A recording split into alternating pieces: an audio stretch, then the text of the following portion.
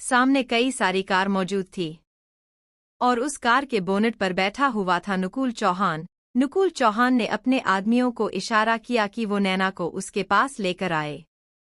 नुकुल चौहान के आदमी नैना की तरफ बढ़ने लगे तो नैना का ड्राइवर रामदिन कार से अपनी बंदूक निकालकर बाहर आया और नुकुल चौहान के गुंडों को धमकाते हुए बोला, मैं कहता हूँ वहीं रुक जाओ, वरना हुकुम सा तुम्हें छोड़ेंगे नहीं। पर रामदिन की धमकियों का कुछ असर नहीं हुआ। ये देखकर रामदिन ने अपनी बंदूक सामने से आ रहे गुंडे पर चलानी चाही, पर उससे पहले एक गोली आकर रामदिन के बाजू पर आ लगी, जिससे रामदिन की बंदूक छूट गई। रामदिन काका, नैना ने फिक्र में कहा और कार से निकल गई। रामदिन ने नैना से कहा, मालकिन आप यहाँ से भागे, मैं इन्हें रोकता हूँ, कहकर उसने उन गुंडों से लड़ने की कोशिश की। पर काका, आपको इस हालत में मैं कैसे छोड़कर जाऊं? नैना ने परेशान होकर कहा। रामदिन ने दर्द में कहा, मालकिन आप जाए और मदद लेकर आए। ये सुनकर नैना को भागना ठीक लगा, क्योंकि अगर वो बच गई तो रामदिन को बचा लेगी। ये साला बूढ़ा रामदिन कुछ ज्यादा ही हाथ पैर चल रहे हैं इसके, चौहान के गुंडों में से किसी ने कहा, और ये कहकर उसने रामदिन के घुटनों में गोली चला दी। रामदिन अब जमीन पर आ गया था। गोली की आवाज से नैना जो थोड़ी दूर भागी थी वो रुककर पलटकर जवमी रामदिन को देखने लगी। रामदिन काका, नैना ने तड़पते हुए कहा। तभी नुकुल चौहान के गुंडों ने आकर उसे पकड़ लिया और जबरदस्ती अपनी कार में लेकर आए। नैना ने खुद को छुड़ाते हुए कहा, छोड़ो मुझे, वरना अंजाम अच्छा नहीं होगा। नुकुल ने नैना को देखा तो एक पल को देखता रह गया। वाकई में हुकुमसा ने किसी हुस्न परी से शादी की है। नैना ने घूर कर नुकुल की तरफ देखा और कहा, आखिर तुम्हारी प्रॉब्लम क्या है? क्यों कर रहे हो ये सब? नुकुल कार में आकर बैठा और देखते ही देखते सारी गाड़ियां वहां से निकल गई। नुकुल ने फ्रंट मिरर से पीछे बैठी नैना को देखकर कहा, प्रॉब्लम थी नहीं, तुमने खड़ी कर दी है। कैसी प्रॉब्लम? नैना ने पूछा। तब तक गुंडों ने उसके हाथ पीछे बांध दिए थे। तुम्हारी वजह से हमारे घर की लोग बदनामी कर रहे हैं। अरे क्या हुआ जो हमारे नौकर ने उस लड़की की इज्जत लूट ली तो वो हरिया अपनी बेटी की शादी हमारे नौकर से करा देता, मामला शांत हो जाता। पर तुम्हें तो बनना था झांसी की रानी। तुम्हारी वजह से गांव में हमारी चौहान हवेली इज्जत खराब हुई। नुकुल ने दांत पिसकर कहा, इज्जत मेरी वजह से नहीं, तुम्हारे नौकर की वजह से गई। अरे अच्छा हुआ जो हुकुमसा ने उसे मरवा दिया, वरना मैं खुद उस आदमी का गला अपने हाथ से दबा देती, नैना ने गुस्से में कह दिया। पर नुकुल को ये बात जानकर हैरानी हुई कि अबीर ने उस नौकर को मरवा दिया। उसे तो अब तक लग रहा था कि अबीर ने उसे सिर्फ गिरफ्तार करवाया है। चौहान हवेली के आदमी पर हाथ उठाना मतलब चौहान हवेली से दुश्मनी मोल लेना। अब हम बताते हैं कि इज्जत कैसी लूटी जाती है। नुकुल चौहान ने गुस्से में नैना से कहा। नैना के हाथ पांव डर से कांप गए, ना जाने ये लोग क्या कर दे। नुकुल चौहान हमेशा से ऐसा ही गुस्सैल था। दूसरी तरफ रामदिन अपने फोन से अबीर को फोन लगाने की कोशिश कर रहा था, पर अबीर का फोन उसके केबिन में बज रहा था, जहां इस वक्त कोई मौजूद नहीं था। रामदिन ने शेखावत हवेली में फोन किया। शेखावत हवेली के एक नौकर ने फोन उठाया और कहा, हेलो। हेलो मालिक, मैं रामदिन। रामदिन ने दर्द में करहते हुए कहा। हेलो रामदिन, मैं दिनू हूँ। मालिक तो बड़ी मालिकन के साथ मंदिर गए हुए हैं, सामने बात कर रहे नौकर दिनू ने बताया। अरे गजब हो गया दिनू, रामदिन ने कहा। क्या हुआ रामदिन, तुम इतना क्यों घबराए हो? दिनू ने चिंता में पूछा। चौहान हवेली के गुंडे हुकुम रानी सा को उठाकर लेकर गए हैं, कुछ भी करके ये खबर हुकुम सा तक पहुंचाओ, रामदिन ने हड़बड़ी में कहा। ये सुनकर दिनू हैरान रह गया। वही सड़क से गुजर रही कार में चंद्रशेखर सिंह और समर्थ सिंह मौजूद था। तभी उनके ड्राइवर की नजर घायल रामदिन पर गई और उन्होंने चंद्रशेखर जी से कहा, मालिक कोई घायल व्यक्ति है वहां? चंद्रशेखर जी और समर्थ ने खिड़की से बाहर देखा तो ड्राइवर से कार रोकने को कहा। वो दोनों कार से बाहर आए। समर्थ घायल आदमी के पास जाकर जब उसका चेहरा देखता है तो हैरानी से कहता है, रामदिन काका आप? रामदिन ने जब समर्थ को देखा तो उसे थोड़ी राहत मिली। उसने समर्थ के पाँव पकड़ते हुए कहा, समर्थ मालिक, अच्छा हुआ आप आ गए। रामदिन काका, ये क्या कर रहे हैं आप? छोड़िए मेरा पाँव, आप मुझसे बड़े हैं, समर्थ ने अपना पाँव छुड़ाते हुए कहा। चंद्रशेखर ने रामदिन के पास आकर पूछा, रामदिन, तुम्हारी ये हालत कैसी हुई? मालिक, वो नुकुल चौहान के गुंडों ने हमला किया और साथ ही हुकुम रानीसा को उठाकर ले गए, रामदिन ने अपना घुटना पकड़कर कहा। ये सुनकर चंद्रशेखर और समर्थ पूरी तरह से हैरान रह गए। चंद्रशेखर ने भड़कते हुए पूछा, अबीर कहाँ है? क्या इस तरह वो अपनी पत्नी की देखभाल करता है? रामदिन ने कुछ नहीं कहा। समर्थ ने रामदिन काका से पूछा, काका, क्या आपको पता है कि वो लोग हुकुम रानीसा को कहाँ लेकर गए हैं?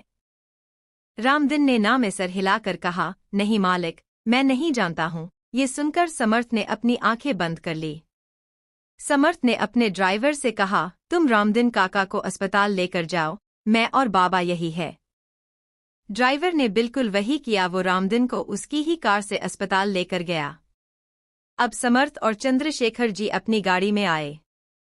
समर्थ ने चंद्रशेखर जी से कहा, बाबा, पूरे राजस्थान की इज्जत का सवाल है, ना जाने वो दरिंदा नुकुल क्या कर रहा होगा हुकुम रानी के साथ। चंद्रशेखर जी के चेहरे पर भी परेशानी के भाव थे। समर्थ और चंद्रशेखर की कार बहुत तेजी से नुकुल की गाड़ियों का पीछा करने की कोशिश कर रही थी। कुछ देर पहले ही नुकुल नैना का किडनैप करके भागा था। समर्थ गाड़ी तेज चलाया पर एक सिग्नल पर आकर उसे अपनी कार रोकनी पड़ी।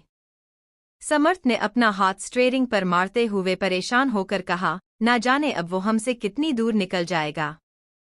चंद्रशेखर ने समर्थ से कहा, ये आज इतनी गाड़ियां क्यों रोकी गई है? पूछो जरा। समर्थ ने कार की खिड़की से सर बाहर निकाल कर देखा तो उसे भी काफी अजीब लगा। वो कार से निकला और तहकीकात करके वो वापस चंद्रशेखर जी के पास आया और बोला, आगे अबीर के आदमी सारी गाड़ियां चेक कर रहे हैं, आखिर किस कार में नैना को ले जाया गया है?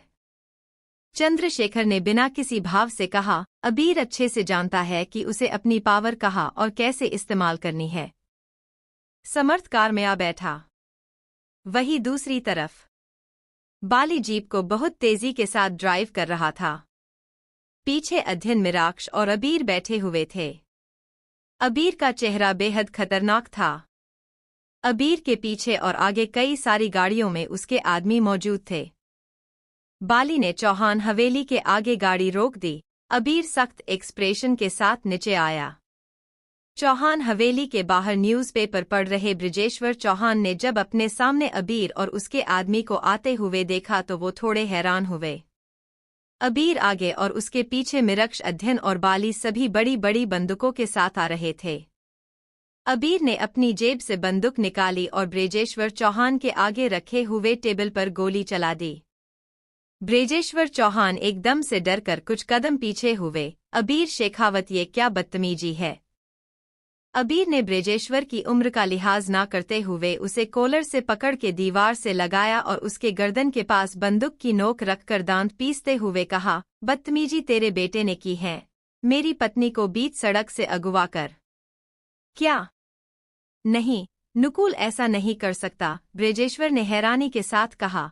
उसे एक्सप्रेशन ऐसे थे जैसे वो वाकई नहीं जानता हो कि उसके बेटे ने ऐसा कुछ किया है। तभी हवेली के बाहर कोई औरत आई और ब्रिजेश्वर की ऐसी हालत देखकर जल्दी से उसके पास आकर घबराकर बोली, नुकुल के बापू, ये क्या हो गया? ये सब आप पर इस तरह क्यों? बंदूक उस औरत से तो बोला नहीं जा रहा था। आखिरकार अब उसके पति ने ऐसा क्या कारनामा कर दिया था? बाली ने उस औरत से कहा, हिसाब किताब हो रहा है मालती काकी, आपके बेटे ने हमारी घर की औरत को अगवा किया तो हम आ गए आपके घर के मर्द को अगवा करने। मर्द नहीं नामर्द है सब के सब, इसलिए औरत को अगवा किया है, मिराक्ष ने बाली की बात को करेक्ट करते हुए कहा। देखो अबीर, हमें सच में कुछ नहीं पता। ब्रिजेश्वर ने अबीर को सफाई देने की कोशिश की। इस पर अबीर ने उससे कहा, लगा अपने बेटे को फोन। ब्रिजेश्वर गहरी चिंता में आ गया क्योंकि अगर उसने फोन कर नुकुल का पता लगवाया तो अबीर नुकुल को इस गलती के लिए जान से मार देगा और अगर पता नहीं बताया तो अबीर इसी वक्त उसकी लाश बिछा देगा। वही दूसरी तरफ नुकुल नैना को लेकर अपने पुराने बंद फैक्ट्री में आ गया। उसने नैना को धक्का दिया तो नैना लड़खड़ाकर आगे गिरते गिरते बची। नैना खुद को संभालकर अपने चारों तरफ देखा। नुकुल के आदमी बड़ी ही हवसी भरी नजरों से उसे देख रहे थे। ये तुम ठीक नहीं कर रहे हो, अगर अबीर जी को पता चला तो। नैना उससे इतना बोल पाई थी कि नुकुल ने एक गोली फायर की। नैना ने डर से आंखें बंद कर ली। नुकुल ने हंसते हुए कहा, वाह, उस दिन गांव वालों के सामने तो बड़ी शेरनी बन रही थी। हिंसा और अहिंसा की मूर्ति बनकर मेरे लोगों को बदनाम किया और अब गोली से डर गई। नुकुल के आदमी में से एक ने नैना के बदन को देखते हुए कहा, वाकई हुकुम सा तो एक नाजुक कली को रानी सा बना चुके हैं। दूसरे आदमी ने कहा, हाँ, ऐसा करके उन्होंने सिर्फ अपने लिए कमजोरी खड़ी की है। तभी नुकुल ने अपनी हाथ की बाजू फोल्ड करते हुए नैना के पास कदम बढ़ाकर कहा, और अबीर सिंह शेखावत की कमजोरी हमारे हाथ लग गई है, जिसका फायदा हम उठाएंगे। नैना ने अपना दुपट्टा एक कंधे पर लेकर उसे बांध कर कहा, वो तो तुम सबको अभी पता चल जाएगा कि मैं कमजोरी हूं या ताकत। नैना उन सब से लड़ने के लिए तैयार हो गई थी। उसे इस तरह देखकर नुकुल ने उसका मजाक बनाकर कहा, अरे वाह, अब तो कार्यक्रम में और भी मजा आएगा। नुकुल के सभी आदमी हंसने लगे। नुकुल ने आगे बढ़कर सबसे पहले उसका दुपट्टा निकालने की कोशिश की तो नैना ने पूरी ताकत के साथ उसके हाथ की कलाई पर वार किया और अपना पैर चलाकर नुकुल के कमर के निचले हिस्से पर वार किया। नुकुल दर्द से वहीं गिर पड़ा। ये नजारा देखकर नुकुल के आदमी हैरान हुए। नुकुल ने दर्द में करहते हुए कहा, देख क्या रहे हो, मारो इस लड़की को। नुकुल के आर्डर पर सब एक एक कर नैना पर टूट पड़े। नैना ने बारी बारी से सब पर वार किया। नुकुल अब भी जमीन पर दर्द में था और ये सब देखकर उसने कहा, अरे कमीनों, क्या इस दिन के लिए तुम्हें खिलाया पिलाया था? जो एक लड़की से पिट रहे हो, एक साथ मारो उसे और उसके कपड़े फाड़ दो। नुकुल के इतना कहते ही सारे आदमी एक साथ नैना पर टूट पड़े। नैना ये देखकर वहां से भागने लगी तो एक आदमी ने उसकी कलाई पकड़कर उसे अपनी तरफ घुमाया और उसके चेहरे पर एक मुक्का मारा। नैना दर्द से चिखी और उसके मुंह से खून निकल गया। नैना एक लड़की जिसे थप्पड़ नहीं, उस आदमी में मर्दाना घुसा मारा था जिसके दर्द का अंदाजा शब्दों में नहीं लगाया जा सकता था। नैना का सर एक पल के लिए चकरा गया। दूसरे गुंडे ने नैना का दुपट्टा उसके बदन से अलग कर दिया। अबीर जी। नैना पूरी ताकत के साथ चिखी, जैसे उसे उम्मीद हो कि उसका अबीर अभी आकर उसे बचा लेगा। नैना इस वक्त चीख रही थी कि तभी बंदूकों की आवाज आई। नुकुल और उसके आदमियों ने देखा तो फैक्ट्री के गेट पर चंद्रशेखर सिंह, समर्थ और उसके आदमी मौजूद थे। चंद्रशेखर जी को देखकर नैना ने रोते हुए कहा, काका सा बचाइए हमें। चंद्रशेखर जी ने नैना की हालत को देखा। उसकी बुरी हालत को देखकर उन्होंने नुकुल को गुस्से में देखकर कहा, नुकुल चौहान, ये क्या बेहुदा हरकत है? तुम राजस्थान की इज्जत के साथ खेलवाड़ कर रहे हो। नैना अबीर की पत्नी होने के नाते राजस्थान की हुक्मरानी सा था। राजस्थान की इज्जत आना बान शान उससे जुड़ी है और ऐसे में उसके साथ ये बदसलूकी होना किसी धोखे से कम नहीं। नुकुल ने नैना के बाल पकड़ते हुए कहा, चंद्रशेखर काका सा, आप बीच में ना बोले तो अच्छा है। वैसी भी शेखावत से आपकी बनती नहीं तो आप क्यों इसमें अपनी नाक घुसा रहे हैं? ये सुनकर समर्थ गुस्से में बोला, शेखावत से हम दुश्मनी निभाए या दोस्ती पर इतनी गिरी हुई हरकत सिंह खानदान कभी बर्दाश्त नहीं करेगा। समर्थ, मैं तो तुम्हें सलाह देता हूँ, तुम आओ और यहाँ आकर मजे करो। वैसी भी वंदना भाभी सा गर्भवती है तो तुम्हें वो मजा नहीं मिल पाता होगा। नुकुल ने बहुत ही गंदी बात कही। ये सुनकर सिंह खानदान और नैना को बहुत गुस्सा आया। समर्थ ने गुस्से में नुकुल पर बंदूक चलाई पर नुकुल थोड़ा बगल में हो गया, जिससे गोली पीछे रोड पर जा लगी। नुकुल ने हंसते हुए कहा, समर्थ सिंह, गोली चलाना सीख लो। चंद्रशेखर जी ने नुकुल को धमका कर कहा, अबीर ने पूरे राजस्थान में लॉकडाउन लगा दिया है, वो किसी भी पल यहाँ आता होगा तुम्हारी कफन साथ लेकर। नुकुल के चेहरे पर नफरत के भाव थे। कोई कुछ कहता उससे पहले अध्ययन की आवाज आई, आता होगा नहीं काका सा, आ गए हैं। सब ने उस आवाज की तरफ देखा तो अबीर बेहद गुस्से में वही आ रहा था। ब्रजेश्वर की कॉलर इस वक्त बाली के हाथों में थी। अबीर को उसके आदमी के साथ देखकर नुकुल के आदमियों की हालत खराब हो गई। वो सभी 2 कदम पीछे हो गए। नुकुल ने अपने बाप को ऐसी हालत में देखा तो हैरानी कहा, बापू सा आप? ये कहकर उसने अबीर को गुस्से में देखकर कहा, अबीर शेखावत तुमने ये ठीक नहीं किया है। नुकुल को उम्मीद नहीं थी कि अबीर सीधे उसके बाप को उठा लेगा। अबीर ने नुकुल से गुर्राते हुए कहा, तेरी हिम्मत कैसी हुई उसे हाथ भी लगाने की? अबीर की दहाड़ ही काफी थी वहां मौजूद लोगों को डराने के लिए। ब्रजेश्वर ने अपने बेटे से कहा, नालायक ये क्या किया तूने? बापू सा इस लड़की की वजह से आपको बदनामी का सामना करना पड़ा। मैं इसलिए। नुकुल ने सफाई देनी चाही तो ब्रजेश्वर ने गुस्से में कहा, बदनामी का सामना करना मौत का सामना करने से आसान होता है। कहकर उसने डरते हुए अबीर को देखा। नैना काफी देर से अबीर को देख रही थी। उसके अंदर से नुकुल का डर तो खत्म हो गया है, पर अबीर और अद्रिका की नजदीकी ने एक बार फिर उसे परेशान कर दिया था। अध्ययन ने गुस्से में कहा, बस बहुत हो गया तुम बाप बेटे का, अब चुप करके हमारी भाभी सा को छोड़ दो। नुकुल ने और भी कसकर नैना के बाल खींचते हुए कहा, पहले तुम वहां से मेरे बापू सा को छोड़ो और मैं यहां से। बाल खींचे जाने से नैना के मुंह से दर्द की आह निकल गई। उसकी दर्द भरी आवाज सुनकर अबीर के दिल में तेज दर्द उठा। उसने बाली को इशारा किया तो बाली ने ब्रजेश्वर को छोड़ा और वहां से नुकुल ने नैना को छोड़ा। ब्रजेश्वर नुकुल की तरफ बढ़ रहा था तो नैना अबीर की तरफ। नैना सिर्फ 2 कदम की दूरी पर थी कि अबीर ने हाथ आगे बढ़ाकर उसे अपनी तरफ खींचा और जल्दी से सीने से लगा लिया।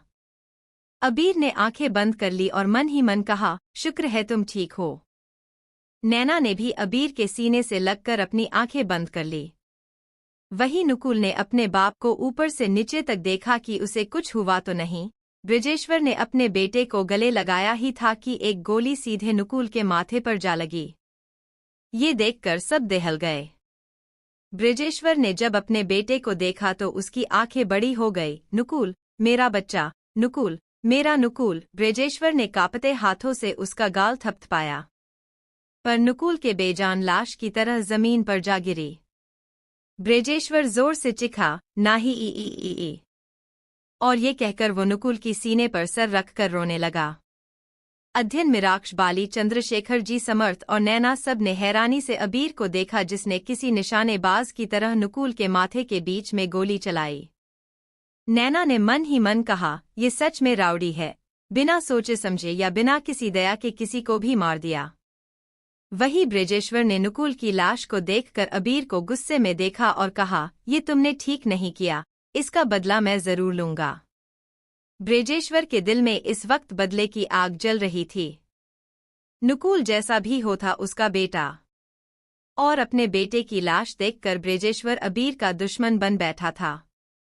अबीर ने बिना किसी झिझक के कहा, मैं तैयार हूँ, लेकिन अगर मेरे घर के किसी सदस्य को या मेरी पत्नी को छूने की कोशिश की तो मैं अबीर सिंह शेखावत तुम्हारी गर्दन धड़ से अलग करने में समय नहीं लूंगा। अबीर ने बेधक उसे धमकी दी और इतना कहकर उस बाली को देखा और ऑर्डर देते हुए कहा, नुकुल के बाकी के आदमियों को मारकर फैक्ट्री को जला दो। ये सुनकर नुकुल के सारे आदमी यहाँ वहाँ भागने लगे, पर अबीर के सारे आदमियों ने वही उन्हें ढेर करना शुरू कर दिया। कुछ देर बाद सब बाहर खड़े होकर जलती हुई फैक्ट्री को देख रहे थे। बाली ने नुकुल की लाश और ब्रजेश्वर चौहान को हवेली पहुंचाने का इंतजाम कर दिया था। नैना उस जलती हुई आग को बेजान सी होकर देख रही थी कि उसका सर चकराने लगा। इसके पहले कि वो गिरती अबीर ने उसे संभाला। नैना, अबीर ने घबराते हुए कहा। चंद्रशेखर जी ने अबीर से कहा, इसे अस्पताल लेकर चलो। जयपुर अस्पताल में इस वक्त डॉक्टर ने नैना का इलाज कर दिया था। डॉक्टर बाहर आकर अबीर से बोले, शॉक के वजह से बेहोश हो गई है, इंजेक्शन दे दिया है, जल्द ही होश आ जाएगा। अबीर ने पूछा, और उसकी चोट? डॉक्टर ने कहा, आमतौर पर ऐसी चोट थप्पड़ के वजह से नहीं आती है, ये चोट देखकर साफ पता चल रहा है कि इन्हें मुक्का मारा गया है। अस्पताल में ऐसे कई आदमी अपनी चोट लेकर आते हैं, आज पहली बार किसी लड़की को इस तरह देखा है। ये सुनकर अबीर की मुट्ठियां बन गई कि नैना को इतनी बुरी तरह मारा गया है। नैना को वीआईपी वार्ड में रखा गया था। नैना बेहोश थी और अबीर उसके पास ही बैठा हुआ था। वही सिंह परिवार और शेखावत परिवार को नैना की हालत के बारे में पता चल गया था। दिग्विजय जी और देवकी जी दोनों शाम के वक्त नैना से मिलने आए। देवकी जी ने अबीर से चिंता होकर पूछा, नैना कैसी है? अबीर वार्ड के बाहर जाते हुए बोला, आप खुद ही देख ले। इतना कहकर वो चला गया। देवकी जी ने नैना की तरफ देखा जिसकी आंखें खुली हुई थी। देवकी जी ने नैना से पूछा, कैसी हो तुम, और ये अबीर को क्या हुआ? ऐसे क्यों चला गया? नैना ने देवकी जी से कहा, मैं ठीक हूँ, वो शायद डॉक्टर के पास गए हैं। कहकर नैना ने अपनी नज़र चुराई जैसे कोई बात छिपा रही हो। दिग्विजय जी को ये बात बड़ी ही अटपटी लगी। दिग्विजय जी ने मन ही मन कहा, लगता है कुछ देर पहले अबीर नैना के बीच कुछ हुआ है, इसलिए अबीर इस तरह चला गया और नैना नज़र चुरा रही है। जयपुर यूनिवर्सिटी। श्री कॉलेज की छत पर समर के साथ मौजूद थी। श्री ने समर से कहा, अच्छा अब हम जाते हैं, जाने का समय हो गया है। समर ने उसे अपनी बाहों में बड़े प्यार से भरकर कहा, मेरा मन नहीं है तुम्हें भेजने का। कहकर उसने अपना चेहरा उसके गर्दन में छिपा लिया। श्री को समर्थ का ये एहसास बहुत अच्छा लग रहा था। श्री ने शर्माते हुए कहा, छोड़िए समर जी, हमें जाना होगा, अब हम कल मिलेंगे। समर ने उससे कहा, जाने से पहले तुम्हें रिश्वत देनी होगी। कहकर उसने अपने होठों आगे किए। श्री ने उसके होठों पर उंगली रखकर मना करते हुए कहा, शादी के बाद। समर ने मुंह बनाकर कहा, तुम हर वक्त ये कहकर टाल देती हो, पर आज तो तुम्हें मुझे किस देनी होंगी। श्री ने हिचक के साथ कहा, समर जी पर। समर ने उससे पूछा, हे श्री, क्या तुम्हें मुझे पर भरोसा नहीं है? क्या प्यार नहीं है? ऐसी बात नहीं है समर जी, श्री ने एकदम से कहा। समर ने कहा, तो फिर कैसी बात है? क्यों हर बार मैं ही तुम्हारे लिए कदम बढ़ाता हूं? मैं तुम्हारे लिए यहाँ चोरी छिपे मिलने आ गया, पर तुम मेरी एक बात नहीं मानते। समर को नाराज देखकर श्री ने उसका चेहरा हाथों में भरकर कहा, समर जी, मैं जानती हूँ कि आप मेरे लिए बहुत कुछ करते हैं, मैं आपके लिए करना चाहती हूँ, पर मेरी कुछ मर्यादा है, आप प्लीज समझें। समर ने उसे समझाते हुए कहा, हम आगे चलकर पति पत्नी बनने वाले हैं, तुम इस वक्त अपने बॉयफ्रेंड को नहीं, अपने होने वाले पति को ही किस करोगी, फिर कैसी मर्यादा? मेरा बहुत मन है तुम्हारे एहसासों को, तुम्हारे प्यार को फील करने का। कहकर समर उदास हो गया। श्री से समर की उदासी देखी नहीं जा रही थी और उसे समर की बातें कहीं ना कहीं ठीक लग रही थी। श्री ने गहरी सांस ली और खुद को इसके लिए तैयार किया। श्री ने समर के गले में बाहें डाली और उसके होठों पर अपने होंठ रख दिए। समर श्री के इस रिएक्शन से पूरी तरह हैरान रह गया, पर अगले ही पल समर उसे किस करने लगा। श्री भी आज इस नए कदम को बढ़ाकर एक नए एहसास को जीने लगी थी। कुछ देर बाद श्री समर से अलग हुई। श्री की आंखें बंद थी। समर ने उसके चेहरे को देखा और उसने उसके गालों को चूमा। श्री की पकड़ समर पर कस गई। समर धीरे धीरे उसके गर्दन और गले को चूमने लगा। श्री की सांसें और तेज होने लगी। इससे पहले कि समर और आगे बढ़ता उन दोनों को जीप के हॉर्न की तेज आवाज आई। श्री झटके से अपने ख्याल से बाहर आई और समर से बोली, लगता है बाली भाई सा हमें लेने आए हैं। समर के होठों पर एक मुस्कान थी। उसने श्री का माथा चूमकर कहा, आज के इन एहसासों के लिए तुम्हारा शुक्रिया। श्री शर्माते हुए नीचे चली गई। उसके जाने के बाद समर ने गहरी सांस लेकर कहा, अगर आज ये गाड़ी नहीं आई तो श्री के साथ सुहागरात तो यही हो जाती। फिर तमाशा बनता श्री का पूरे कॉलेज में और शेखावत का पूरे राजस्थान में। श्री नीचे आई तो उसे मीरा मिल गई। कुछ दिन पहले ही इनकी दोस्ती हुई थी। मीरा ने श्री से पूछा, ये तुम क्लास खत्म होने के बाद चली कहाँ जाती हो? हम तो पूरा लाइब्रेरी में तुम्हें ढूंढ लिए पर तुम मिली नहीं। श्री मीरा की बातों से सकपका गई। श्री कोई बहाना बनाती उससे पहले बाहर खड़ी गाड़ी के हॉर्न की आवाज आई तो श्री ने जल्दी से कहा, लगता है हमारे भाई सा हमें लेने आए हैं। मीरा ने उसके साथ बाहर आते हुए कहा, हाँ, हमें भी घर ही जाना है। दोनों बातें करते हुए गेट पर आई तो श्री ने देखा कि कार खड़ी है और कार के बाहर बाली नहीं अध्ययन खड़ा है। मीरा ने अध्ययन की तरफ देखकर श्री से पूछा, तो ये है तुम्हारे भाई सा? श्री ने मीरा से कहा, हाँ, ये मेरे अध्ययन भाई सा है। अध्ययन सिंह शेखावत नाम है इनका। जैसी ही मीरा के कानों में ये नाम गुंजा उसकी आंखें बड़ी हो गई। वही अध्ययन बार बार फोन देख रहा था। तभी उसकी नज़र श्री पर पड़ी जो उसके पास आ गई थी। श्री ने अध्ययन से पूछा, भाई सा आज आप यहाँ? अध्ययन ने हड़बड़ी में कहा, हाँ, आज मैं यहाँ। तुम गाड़ी में बैठो, मैं सब बताता हूँ। कहकर उसने कार का डोर खोला। क्या बात है भाई सा, सब ठीक तो है? श्री ने गाड़ी में बैठते हुए पूछा। अध्ययन कार में आया और कार जल्दी स्टार्ट कर बोला, हाँ अरे वो हुआ यूं कि, कहकर अध्ययन उसे सब बताने लगा। श्री अध्ययन की बातों में इतनी खोई थी कि उसने मीरा को बाय नहीं कहा, पर मीरा अध्ययन को जाते हुए देख रही थी जब तक वो उसकी आंखों से ओझल नहीं हो गया।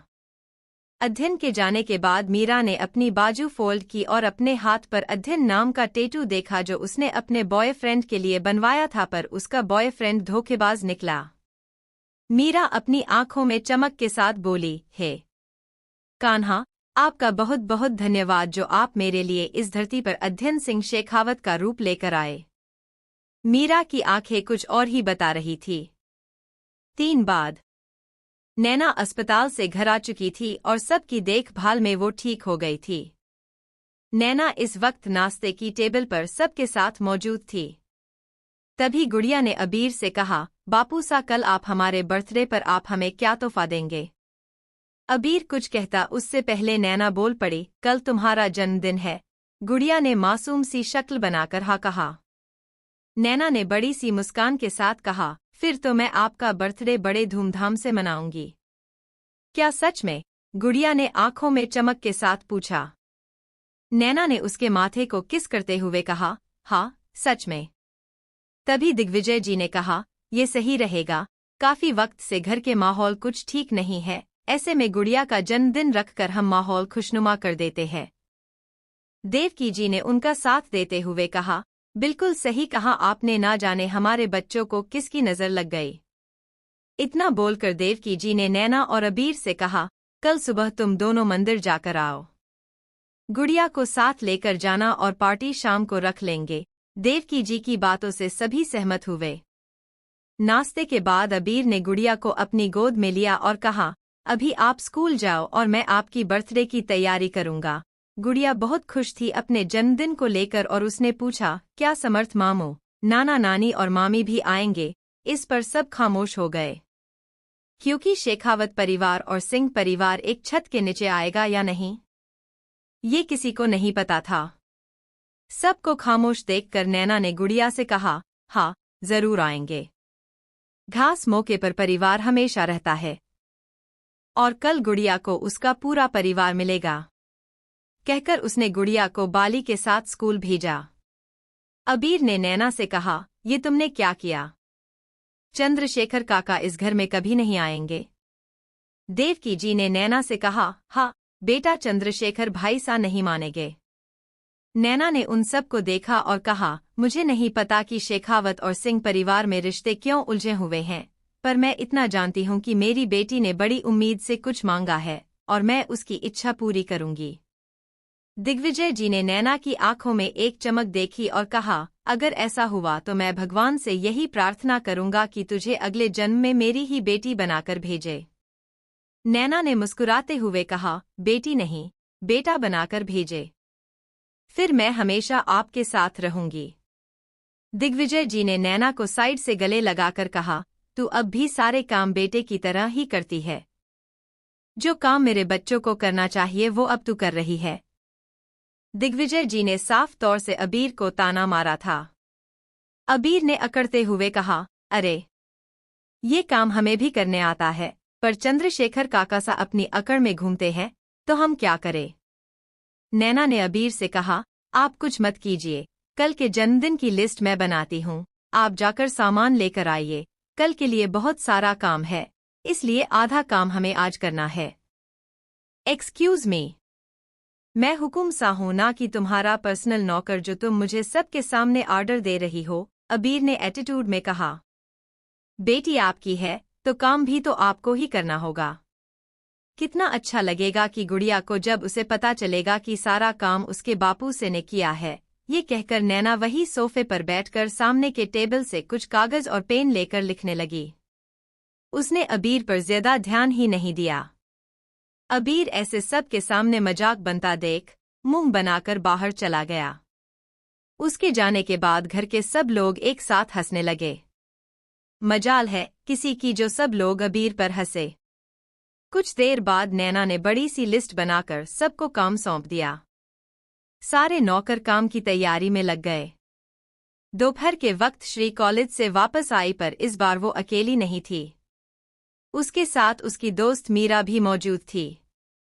श्री ने मीरा को नैना से मिलवाते हुए कहा, भाभी सा ये है हमारी दोस्त मीरा देखमुख, गांव के मुखिया त्रिजल काका सा की बेटी। नैना ने मीरा से कहा, ये तो बहुत अच्छी बात है, कल गुड़िया का जन्मदिन है, तुम्हें जरूर आना है। मीरा ने वहां हो रही सजावट को देखते हुए कहा, अच्छा तो ये सजावट जन्मदिन की है, मैं भी आपकी मदद करती हूँ। अरे नहीं अध्ययन भाई सा सारे नौकरों के साथ काम में लगे हुए हैं। तुम रहने दो, नैना ने मना करते हुए कहा। अध्ययन का नाम सुनकर मीरा की आंखों में चमक आ गई। मीरा ने नैना से कहा, भाभी सा करने दीजिए ना काम, वैसी भी कॉलेज की पढ़ाई से कभी बोर हो गई हूँ। मुझे अच्छा लगेगा ये सब करते हुए। श्री ने मीरा का मजाक बनाते हुए कहा, करने दो काम, इसे फ्री में एक नौकर मिल रही है। मीरा ने गुस्से में श्री को घूरा और कहा, रुक तुझे बताती हूँ। अरे नहीं तो मैं तो मजाक कर रही थी, कहकर श्री भागने लगी और मीरा उसके पीछे उसे पकड़ने के लिए दौड़ी। नैना उन दो सहेलियों की मस्ती देख रही थी। हवेली में उन दो लड़कियों की हंसने की आवाज गूंजने लगी। बाहर लाइटिंग और फूलों की डेकोरेशन कर रहा अध्ययन इन शोर के वजह से चिढ़ने लगा था। अध्ययन इरिटेट होकर अंदर आया और कुछ कहता उससे पहले एक धड़म की आवाज के साथ वो नीचे जा गिरा। नैना और श्री जल्दी से उस तरफ आए तो देखा अध्ययन नीचे और मीरा उसके ऊपर गिरी है। मीरा के घने के बाल से अध्ययन का पूरा चेहरा ढका हुआ था। मीरा और अध्ययन फर्श पर गिरे हुए थे। मीरा आंखें बड़ी बड़ी करते हुए अध्ययन को देख रही थी। मीरा की धड़कन बढ़ गई थी। वही अध्ययन के साथ जिंदगी में ऐसा पहली बार हुआ था कि कोई लड़की उसके इतने करीब आई हो। मीरा के होठों पर स्माइल आ गई और उसने बिना देर किए अध्ययन के गालों पर किस कर दिया। अपने गलों पर मीरा की होठों की छुवन महसूस करते ही अध्ययन झटके से पलट गया और सीधा खड़ा हो गया। अध्ययन ने लगभग मीरा पर चिल्लाते हुए कहा, ये क्या बदतमीजी है, तुम्हारी हिम्मत कैसी हुई मेरे साथ ऐसा करने की। मीरा जमीन पर ठीक से बैठकर उठने लगी तो नैना और श्री ने जल्दी से आकर उसे सीधा खड़ा किया। नैना ने अध्ययन से कहा, अध्ययन वो गलती से तुमसे टकरा गई है। गलती से टकराना अलग बात है, और मेरे गाल पर, कहते कहते अध्ययन रुक कर खा जाने वाली नजर से मीरा को देखने लगा। मीरा नैना के पीछे खड़ी होकर अध्ययन के गुस्से को देख और महसूस कर रही थी। नैना ने अध्ययन के गालों पर मीरा की लिपस्टिक के निशान को देखते हुए हैरानी से पूछा, ये कब हुआ। मीरा के घने बालों कर वजह से ना तो अध्ययन का चेहरा दिखाई दिया था और ना ही मीरा का। इसी बात का फायदा उठाकर मीरा ने अध्ययन को किस किया। इस लड़की ने जानबूझकर, अध्ययन ने इतना कहा ही था कि मीरा ने आगे आकर गुस्से में चुप कराते हुए कहा, ओह शट अप, क्या जानबूझकर, ये एक्सीडेंटली किस थी। बात को ज्यादा बढ़ावा मत दो। अच्छा एक्सीडेंटली किस। अध्ययन ने दांत पिसकर उसकी बात को दोहराया और नैना से पूछा, भाभी सा ये चुड़ैल है कौन। अपने लिए चुड़ैल सुनकर मीरा की आंखें बड़ी हो गई। क्या कहा आपने, हम आपको चुड़ैल नजर आते हैं। हाँ तुम चुड़ैल हो, जो मेरी हवेली आकर मेरी ही इज्जत लूट रही हो, अध्ययन ने गुस्से में कहा और अपने हाथों से अपने गाल पोंछने लगा। मीरा ने मन ही मन कहा, हे भगवान ये कैसा आदमी है। मैंने इसे आगे से किस किया कि मैं इसे अपना बना सकूं, पर यह बहुत टेढ़ी खीर है। क्या मैं अपने लिए दूसरा अध्ययन ढूंढूं या फिर पूरी जिंदगी इसी से काम चलाना होगा? मीरा ये सोच रही थी कि नैना ने अध्ययन का गुस्सा शांत कराते हुए कहा, अध्ययन भाई सा, बात यही खत्म करते हैं ना, वैसी भी किसी को पता चला तो लोग मजाक बना देंगे आपका। सब इस लड़की के वजह से हुआ है। अध्ययन ने दांत पिसकर कहा और वहां से चला गया, क्योंकि वो खुद बात को ज्यादा बढ़ावा देना नहीं चाहता था। वही मीरा को अध्ययन की बातें बहुत ज्यादा हर्ट कर गई थी। मीरा ने मन ही मन कहा, आज पता चला कि लड़कियां पहले आगे कदम क्यों नहीं बढ़ाती है। क्यों वो लड़कों से उम्मीद करती है कि वो आगे कदम बढ़ाए।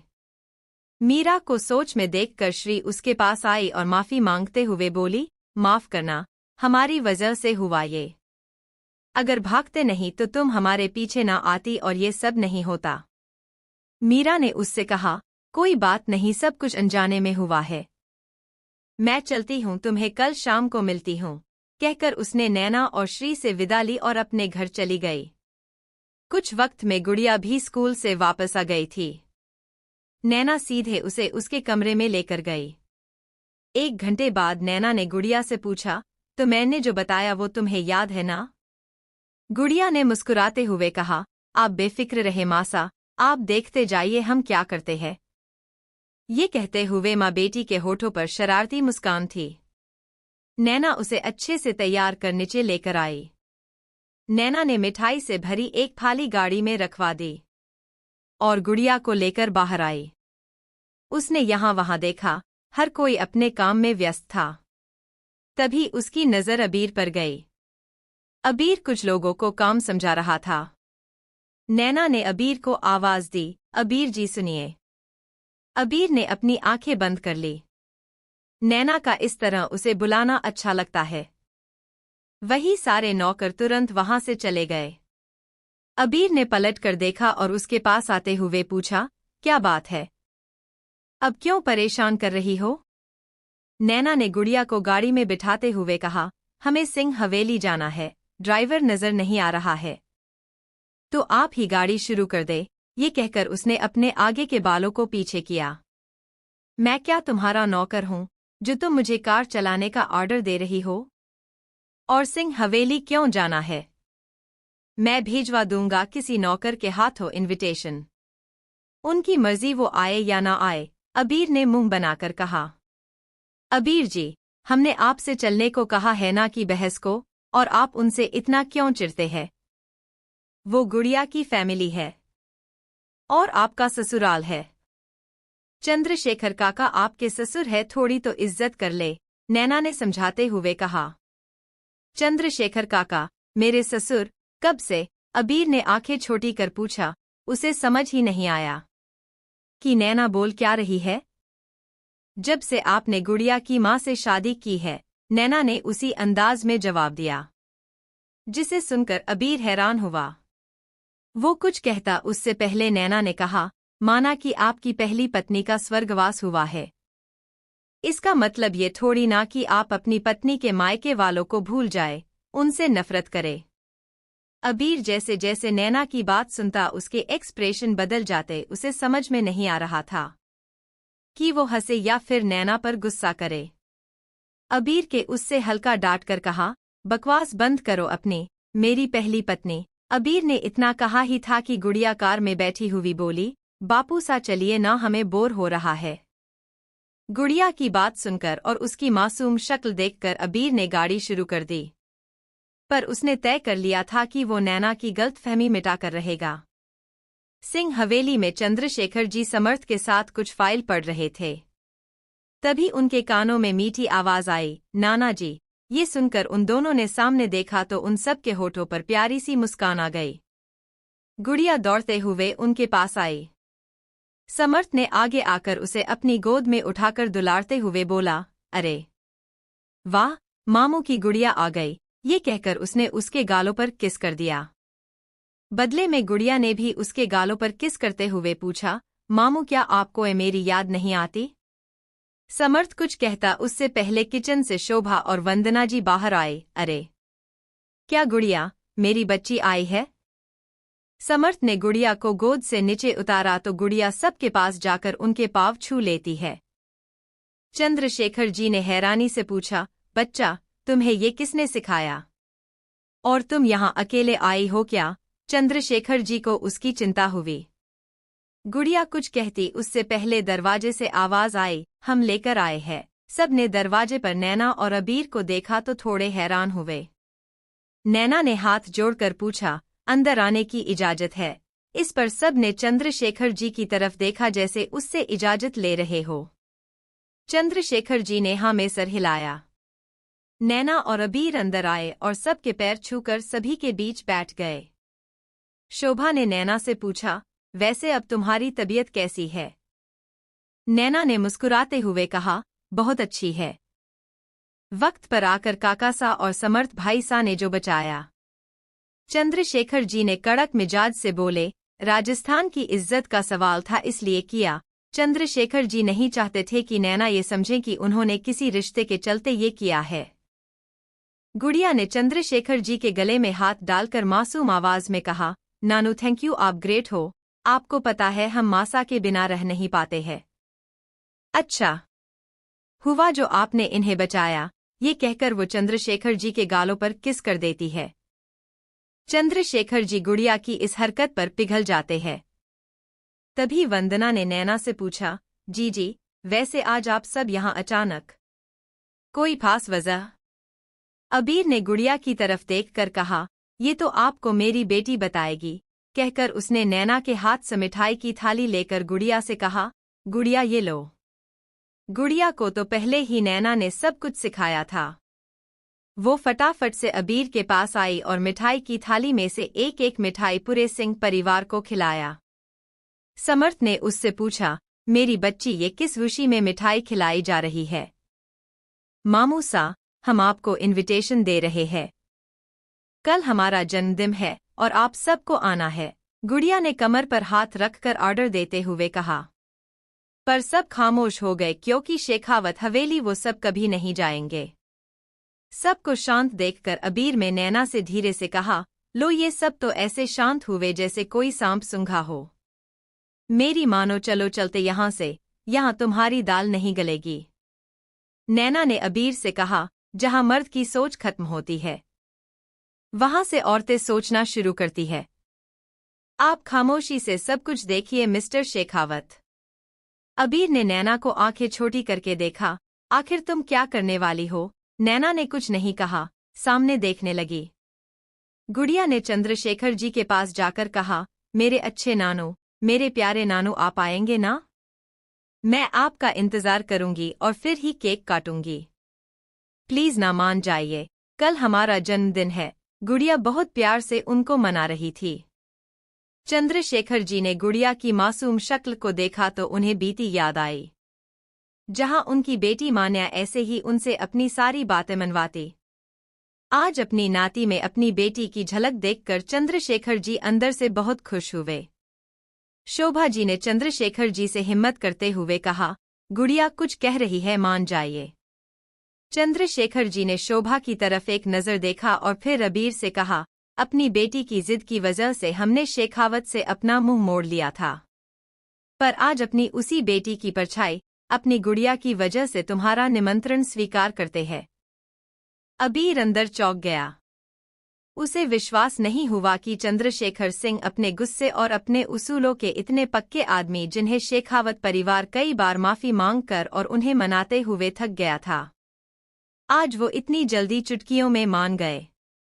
नैना के होठों पर एक छोटी सी जंग जितने वाली मुस्कान थी। गुड़िया ने चंद्रशेखर जी को कस के गले लगाकर कहा, नानू आप बेस्ट हो, आप जरूर आना, हम खूब सारी मस्ती करेंगे। चंद्रशेखर जी ने उसके गाल सहलाते हुए कहा, ऐसे काम नहीं चलेगा, तुम्हें अभी और भी मिठाई खिलानी होंगी। इस पर नैना ने मिठाई की थाल वंदना को पकड़ाते हुए बोली, ये हम आप सब के लिए ही लाए थे। वंदना ने वो थाली एक नौकर के हाथों अंदर रखवा दी।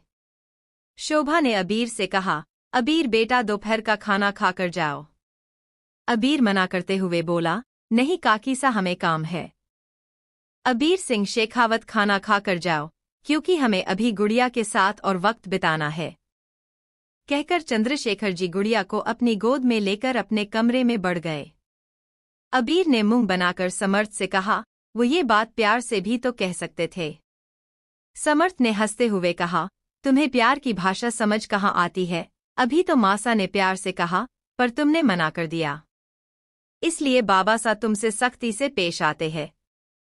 नैना ने समर्थ और अबीर से कहा, आप लोग बैठकर बातें करें, हम चले काकी सा और भाभी सा के साथ अंदर।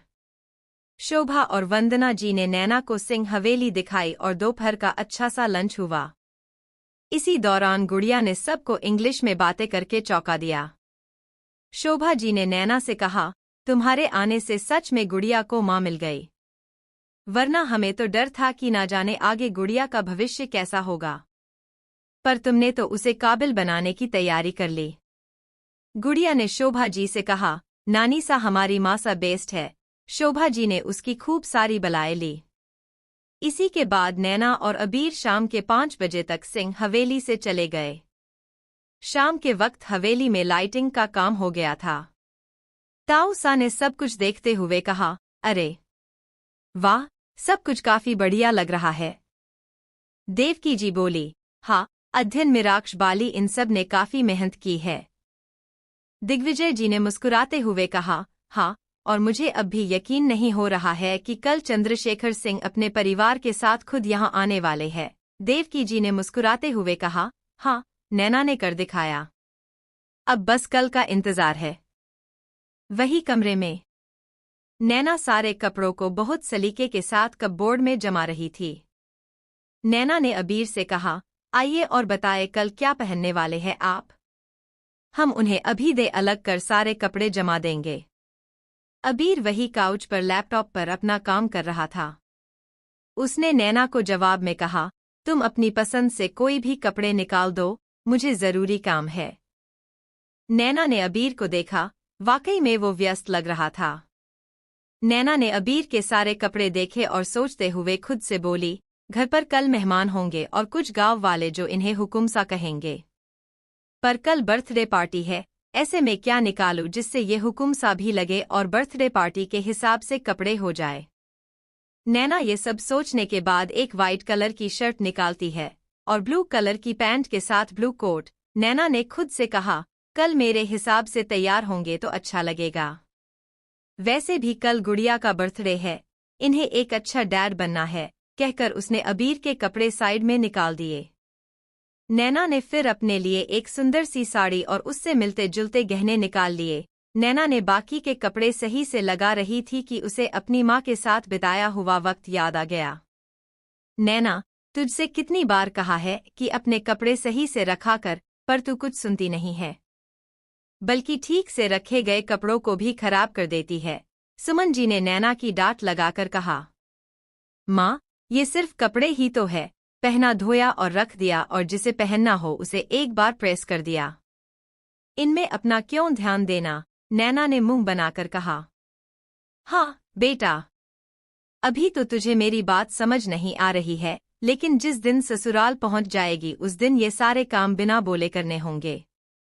सिर्फ अपने ही नहीं बल्कि अपने पति के कपड़े भी अच्छे से रखने होंगे। सुमन जी ने एक बार फिर उसके कपड़े तय करते हुए कहा, जब ससुराल जाऊंगी तब देखा जाएगा, आप तो मेरे पीछे ही पड़ गए। कहकर नैना कॉलेज बैग लेकर चली जाती है। नैना, नैना, अबीर ने नैना को पुकारते हुए कहा। अबीर के पुकारने से नैना अपने ख्यालों से बाहर आई और सर उठाकर देखा। अबीर ने उससे पूछा, क्या हुआ, तुम ऐसे गुमसुम क्यों हो। नैना के होठों पर फीकी मुस्कान आ गई। उसने अबीर से कहा, कुछ नहीं, बस ऐसे ही, आप अपने कपड़े देख ले, क्या ये चलेंगे।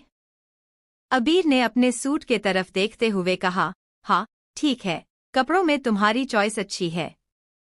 नैना ने अब कपबोर्ड बंद कर दिया और बेड पर आकर कंधे की मसाज करने लगी। अबीर ने उससे पूछा, क्या ज्यादा दर्द है। नैना ने कहा, ज्यादा नहीं पर थोड़ा दर्द है। अबीर उसके पीछे बैठते हुए बोला, अभी ठीक कर देता हूँ, कहकर उसने अपने हाथ नैना के कंधे पर रखे और उसे मसाज देने लगा। नैना को अब बहुत अच्छा लग रहा था।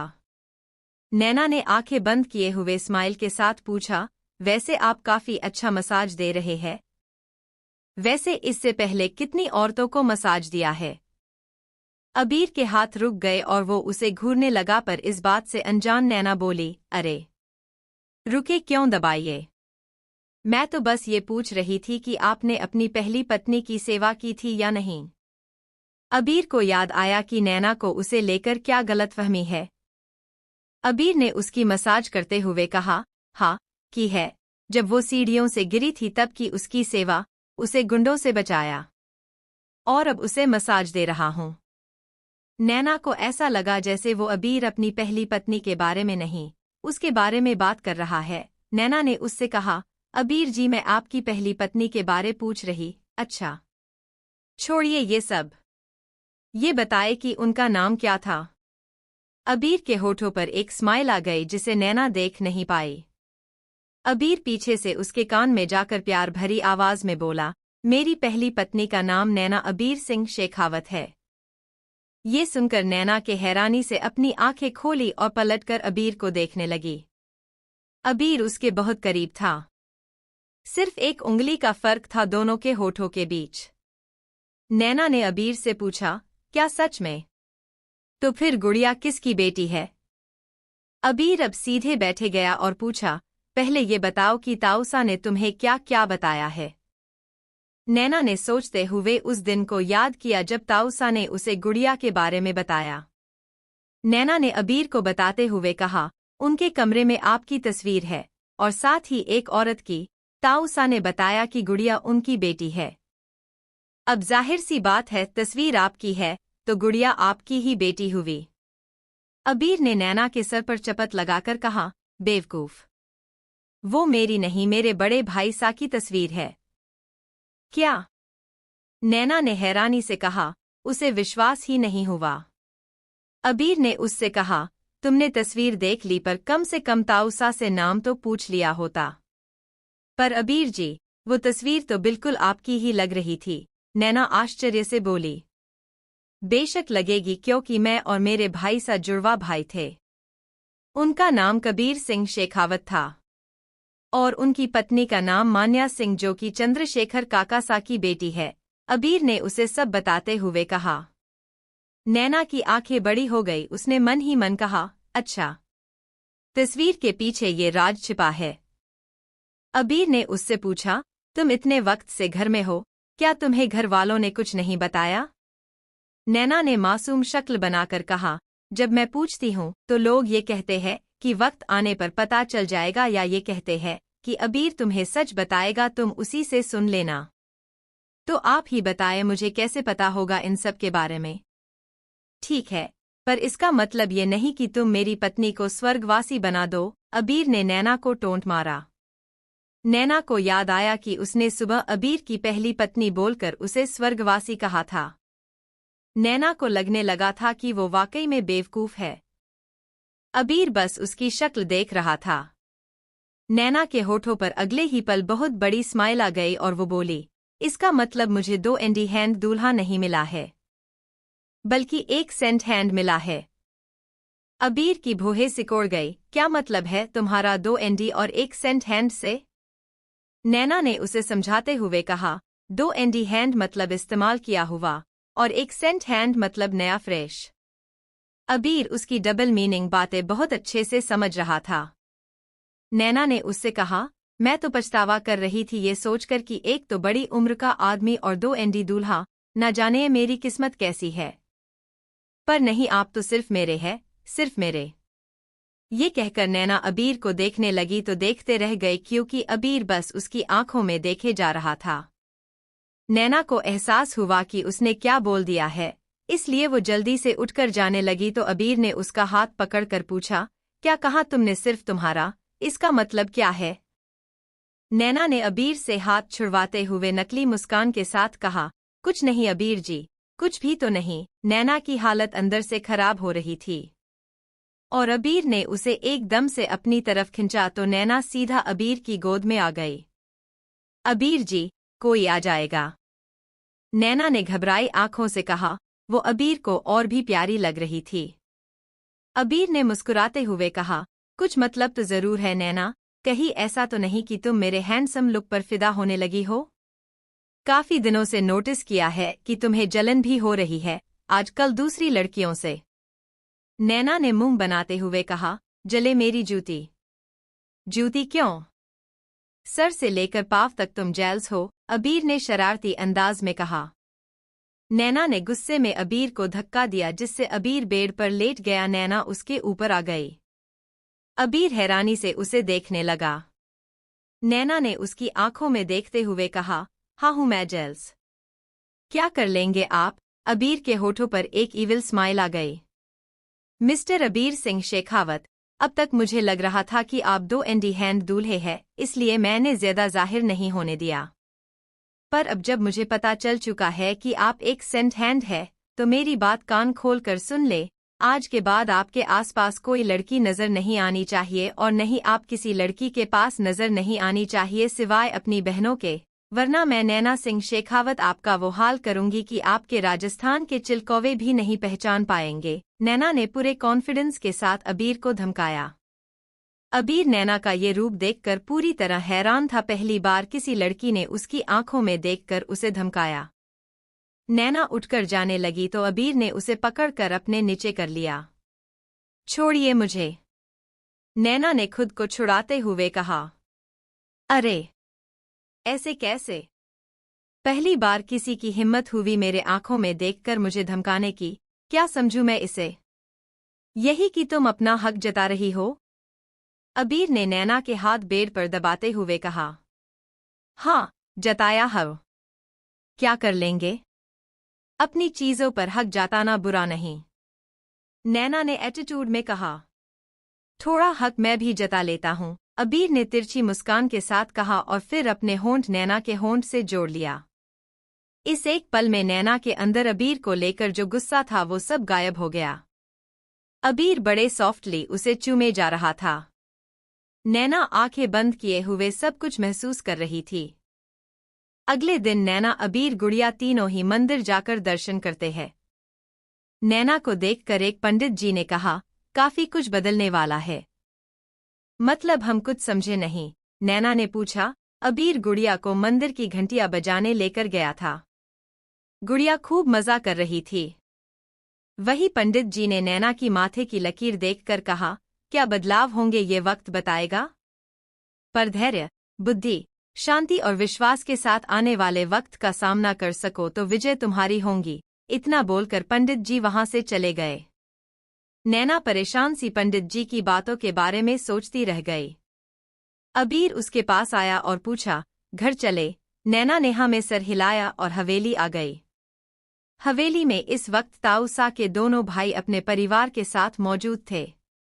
रणविजय शेखावत और देवेंद्र शेखावत पहले तो यहां आना नहीं चाहते थे, पर एक कबीर की बेटी के लिए वो सभी यहां पर आए। दिग्विजय जी ने अपने भाइयों से कहा, एक बार बहू को देखोगे तो सब कुछ भूल जाओगे।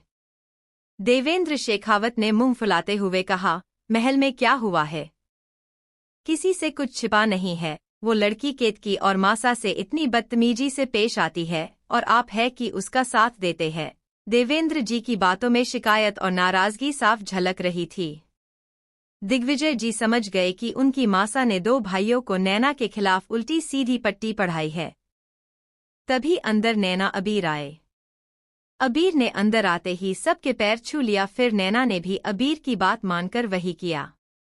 रणविजय जी ने नैना को देखकर तंज कसते हुए कहा, तो तुम ही हो जिसने दुल्हन को भगाया? नैना ने सर झुका लिया। वो हर बार सबको एक्सप्लेन नहीं करना चाहती थी। देवेंद्र जी ने आगे कहा, तुम्हें क्या लगा शेखावत परिवार तुम्हें छोड़ देगा? ये तुम्हारी भूल है। तभी अबीर ने नैना का हाथ पकड़ते हुए कहा, सही कहा काका सा आपने, मैं नैना को नहीं छोड़ूंगा। कहकर उसने नैना को देखते हुए कहा, अगर इसे छोड़ दिया तो हम सब एक अच्छी बहू, बेटी, भाभी और माँ बो देंगे और इसका खामियाजा शेखावत परिवार जिंदगी में कभी नहीं चुका पाएगा। नैना अबीर को देखने लगी। एक बार अबीर ने उसके परिवार के सामने आवाज उठाई। तभी केतकी बुआ आते हुए बोली, तुमने पत्नी नहीं कहा, क्या ये लड़की अच्छी पत्नी नहीं है? तभी दादी सा बोली, अरे अब भी कोई देर नहीं हुई है, सुना है भूपेंद्र अपनी लड़की को लेकर वापस आ गया है। अद्रिका इस घर के लिए और अबीर के लिए सही रहेगी। उनकी बातों से दिग्विजय जी और अबीर को गुस्सा आया। अबीर कुछ कहता उससे पहले नैना ने दादी सा से कहा, जरूर दादी सा, आज की इस शाम में मैंने महिला सुरक्षा मंडल को बुलाया है। आप ये बात उनके सामने कहिएगा।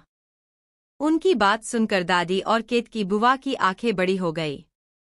पिछली बार महिला सुरक्षा संगठन के सामने नैना ने उनसे खूब अपनी सेवा कराई थी। रणविजय जी ने नैना से गुस्से में कहा, क्या तुम्हें बड़ों से बात करने की तमीज नहीं? अबीर ने कहा, ताऊ सा, मेरी पत्नी के सामने उसके पति को किसी और के साथ शादी करने के लिए कहा जा रहा है। ये बात क्या आपको दिखाई नहीं दी? नैना ने सिर्फ अपने हक की बात की है और ये कहकर उसने साबित कर दिया है कि वो एक अच्छी पत्नी है। अबीर ने नैना को अंदर जाने का इशारा किया। नैना सर झुकाए किचन में चली गई। तभी देवेंद्र जी ने अबीर से कहा, अपनी पत्नी को इतनी ज्यादा छूट देकर तुम गलती कर रहे हो। अबीर ने कहा, काका सा, आज मेरी बेटी का जन्मदिन है और हमने यहाँ खुशियां मनाने आप सब लोगों को बुलाया है। मैं आज के दिन कोई तमाशा नहीं चाहता। इतना कहकर अबीर वहां से चला गया। किचन में इस वक्त फर्श पर बैठे सभी मिठाइयां बनाने में व्यस्त थे। नैना ने मीरा देव की और श्री का धन्यवाद करते हुए कहा, थैंक यू सो मच कि आप सब ने हमारी मदद की और हमें ये मिठाइयों से भरी मोहनथाल बनाना सिखाया। नैना अपने मिठाइयों की कुछ तस्वीरें लेने लगी। तभी अध्ययन ने वहां आकर देवकी जी से कहा, बाहर सभी खाने का इंतजाम हो गया है। अगर इस किचन में किसी चीज की कमी है तो बताइए, हम देख लेते हैं। देवकी जी ने मना करते हुए कहा, नहीं बेटा, सब हो गया है, अगर कुछ जरूरी रहा तो हम जरूर कहेंगे। अध्ययन जाने को हुआ तो मीरा ने उसे आवाज देकर कहा, अध्ययन जी रुकिए। अध्ययन मुड़ा और सख्ती से मीरा को देखने लगा। मीरा ने नैना से कहा, भाभी सा, आपने ये मोहनथाल बना तो ली है, पर इसे टेस्ट भी तो कराए कि इसका स्वाद कैसा है। अध्ययन जी को मिठाई तो खिलाए। नैना को उसका आइडिया अच्छा लगा तो उसने एक पीस अध्ययन को खिलाते हुए पूछा, कैसा है? अध्ययन ने टेस्ट करते हुए कहा, काफी अच्छी है, बिल्कुल आपकी तरह मेरी प्यारी भाभी सा। नैना ने मुस्कुराते हुए कहा, थैंक यू। पर ये बताओ कि सारे तोहफे आ गए हैं जो हमने मंगाए थे? ट्रक आ रहा है। अध्ययन ने इतना कहा ही था कि बाहर गाड़ी की आवाज आई और अध्ययन बाहर चला गया। भाभी सा, क्या आपने ट्रक भरकर तोहफे मंगाए हैं? श्री ने पूछा। हमने तोहफे मंगाए थे। ट्रक भरकर तोहफे मंगाने का आइडिया अबीर जी का था, नैना ने जवाब में कहा। मतलब? देवकी जी ने पूछा। अबीर जी बोले कि मेरी बेटी का फंक्शन धूमधाम से होना चाहिए। पार्टी में आने वाले बच्चों के लिए तोहफे है और पार्टी में गेम जीतने वाले बच्चों के लिए तोहफे है और साथ ही बाकी के तोहफे अनाथ आश्रम जाएंगे। नैना ने सब कुछ डिटेल में बताया। देवकी जी ने मुस्कुराते हुए कहा, वाकई अबीर गुड़िया से बहुत प्यार करता है। तभी मीरा ने श्री से पूछा, वैसे ये गुड़िया का कोई नाम तो होगा? प्यार से गुड़िया तो हम उसे बुलाते हैं, पर जो केक बनाया है उस पर नाम क्या लिखना है? इस पर श्री कुछ कहती उससे पहले नैना बोली, उसका नाम प्रतिष्ठा है। प्रतिष्ठा अबीर सिंह शेखावत। केत की बुआ और दादी सा कमरे में आई। दोनों ही काफी गुस्से में थी। नैना ने सबके सामने उन्हें महिला सुरक्षा संगठन के नाम से डराकर बेइज्जती की थी। केत की बुआ ने कहा, आज की पार्टी में हम अबीर और अद्रिका को कबीर लाकर रहेंगे। दादी सा ने हामी भरते हुए कहा, हाँ, पर उसके लिए हमें अद्रिका को अपनी तरफ करना होगा, क्योंकि हम इस नैना को बर्दाश्त नहीं कर पा रहे हैं। शाम का वक्त। पार्टी में सभी मेहमान आना शुरू कर चुके थे। शेखावत परिवार उनका स्वागत कर रहा था। दिग्विजय जी ने भूपेंद्र जी, उनकी पत्नी सविता और बेटी अद्रिका का स्वागत किया। अद्रिका ने दिग्विजय जी से पूछा, अबीर कहीं दिखाई नहीं दे रहा है? वो अपने कमरे में तैयार हो रहा है, दिग्विजय जी ने कहा। अद्रिका ने सर हिला दिया। अद्रिका ने यहाँ वहां नजर घुमाई और प्रतिष्ठा को अपनी गोद में लिया। अद्रिका बुआ, प्रतिष्ठा ने मुस्कुराते हुए कहा। बुआ सुनकर अद्रिका का मुंह बन गया और उसने कहा, बुआ नहीं हूं तुम्हारी, तुम मुझे आंटी बोला करो। अद्रिका आंटी। प्रतिष्ठा ने ना में सर हिलाकर कहा, मासा ने कहा है कि मैं बाकी की लड़कियों को बुआ कहूं, वो सब मेरी बापूसा की बहन लगती है, सिवाय मासा को छोड़कर। ये सुनकर अद्रिका हैरानी से मन में बोली, क्या बात है नैना, तुमने तो सारी तैयारी कर ली है। पर अफसोस इस खेल में तुम्हारे जैसी कच्चे खिलाड़ियों को मैं चुटकी में मात दे दूंगी। अद्रिका ने प्रतिष्ठा को आखिरकार आंटी बोलने के लिए मना लिया। वही ऊपर कमरे में अबीर ने नैना को देखा जो नीले कलर की साड़ी में बहुत खिल रही थी। हाथों की चूड़ी, मांग का सिंदूर, पैर की पायल, गले का मंगलसूत्र सब कुछ अबीर के नाम का था। अबीर ने नैना के पास गया जो कान में झुमका पहन रही थी। अबीर ने उसकी मदद करते हुए कान का झुमका पहनाया और बोला, जल्दी करें, नीचे सब आ गए होंगे। जानती हूँ, सब कुछ तैयार है और ये झुमका आपने पहना दिया तो जल्दी हो गया। कहते हुए नैना ने उसे सर से पांव तक देखा और तारीफ करते हुए बोली, अच्छे लग रहे हैं। मैं हूँ ही अच्छा, बस तुम देखती नहीं हो मुझे। कहते हुए अबीर साइड से जाने लगा तो नैना ने उसकी बाजू पकड़कर उसे फिर अपने सामने किया और पूछा, अब बताइए मैं कैसी लग रही हूँ। अबीर ने मन ही मन कहा, हमेशा की तरफ बेहद खूबसूरत। और फिर उसने नैना से पूछा, देख लो आईने में कैसी लग रही हो, मुझसे क्यों पूछना। अबीर ने जानबूझकर कहा। अबीर जी, जब कोई पत्नी पूरी मेहनत से 2 घंटे लगाकर तैयार होए तो आपको नहीं लगता कि उसकी तारीफ कर देनी चाहिए। नैना ने मुंह बनाकर कहा। तारीफ करने से पत्नियां सर पर चढ़ जाती है, उसका क्या? फिर पतियों को सरदर्द लेकर घूमना पड़ता है। अबीर ने उसे चिढ़ाते हुए कहा। खुद के लिए सिर्फ दर्द सुनकर नैना उससे नाराज हो गई। आप और आपकी ये बातें, तकियानुसी बातें हमेशा मेरा मूड खराब कर देती है। फिलहाल मेरी बेटी का बर्थडे है, मुझे आपसे लड़कर अपना समय नहीं बर्बाद करना। कहते हुए नैना वहां से चली गई। अबीर मुस्कुराता हुआ उसके पीछे चला गया। आजकल उसे नैना को तंग करने में मजा आने लगा था। अबीर और नैना नीचे आए तो अद्रिका अबीर के पास आते हुए बोली, हाय अबीर, तुम तो काफी हैंडसम लग रहे हो। अबीर ने तिरछी नजरों से नैना को देखा जिसने प्रतिष्ठा को पकड़ा हुआ था।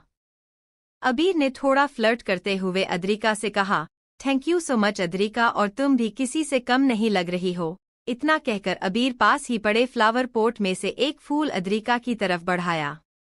अद्रिका तो तारीफ सुनकर खुश हुई और अबीर उसे फूल दे रहा था, ये देखकर उसकी खुशी का ठिकाना ना रहा। वही नैना अबीर की सब हरकत पर नोटिस कर रही थी। अबीर ने उसे सरदर्द कहा और यहाँ अद्रिका को फूल दिया जा रहा है। नैना प्रतिष्ठा को वहां से लेकर चली गई। अबीर भी उसके पीछे जाने लगा तो अद्रिका ने उसे रोकते हुए कहा, अबीर मुझे तुमसे बात करनी है।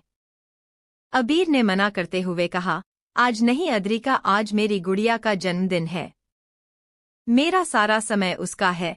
कहकर अबीर चला गया। अद्रिका अकेली खड़ी थी कि उसके पास दादी सा और केतकी बुआ आ गई। वही अध्ययन मेहमानों के लिए चेयर लगाने में व्यस्त था। मिराक्ष ने उससे कहा, भाई सा आप जाकर तैयार हो जाइए, बाकी के काम मैं देख लेता हूँ। अध्ययन ने लंबी सांस लेकर कहा, थैंक यू सो मच, मैं अभी आया। कुछ देर बाद अध्ययन पीले कलर के शर्ट और ब्लैक पैंट में बाहर आया। बाली ने उसकी तारीफ में कहा, वाह अध्ययन भाई सा, आप तो खिल रहे हैं, बिल्कुल लिली के फूल की तरह। अध्ययन हल्का सा शर्माते हुए बोला, अच्छा ये बताओ सिंह परिवार आ गया? तभी वहां नैना आ गई और बोली, बाली भाई सा, हमें आपसे काम है। कैसा काम हुकुम रानी सा, बताइए, हम अभी कर देते हैं, बाली ने कहा। नैना ने आसपास नजर दौड़ाई और कहा, ये जरूरी काम है और याद रहे इस बात की खबर किसी को भी नहीं होनी चाहिए, आपके हुकुम सा को भी नहीं। तभी अध्ययन ने कंफ्यूज होकर पूछा, भाभी सा ऐसा कौन सा काम है? नैना ने अध्ययन, मिराक्ष और बाली को कुछ बताया। मिराक्ष ने हैरानी से पूछा, क्या सच में ये करने वाले हैं? मिराक्ष को यकीन नहीं हुआ कि नैना ऐसा भी कुछ करेगी। नैना ने कहा, हाँ हम ये करेंगे, और जिसने मना किया उनसे कहना हुकुम रानी सा की आज्ञा का पालन करे। वो तीनों धीरे धीरे बातें कर ही रहे थे कि वहां अबीर आ गया। क्या खिचड़ी पक रही है भाभी देवर में? अबीर की बातों से सब घबरा गए। बाली ने घबराते हुए पूछा, हुकुम सा आप? अबीर ने एबरो उचकाकर पूछा, क्या चल रहा है बाली? बाली ने मना करते हुए कहा, कुछ नहीं हुकुम सा, बस बर्थडे में कौन सा गाना बजेगा और कौन सा खेल होगा यही बात कर रहे थे। अबीर की आंखें छोटी हो गई। क्या सच में? अबीर शक कर रहा था कि किसी ने खबर दी कि सिंह परिवार वहां आया है, जिससे अबीर का ध्यान टूटा और वो उस तरफ देखने लगा। दरवाजे पर सिंह परिवार था। चंद्रशेखर जी का मन अब भी डगमगा रहा था।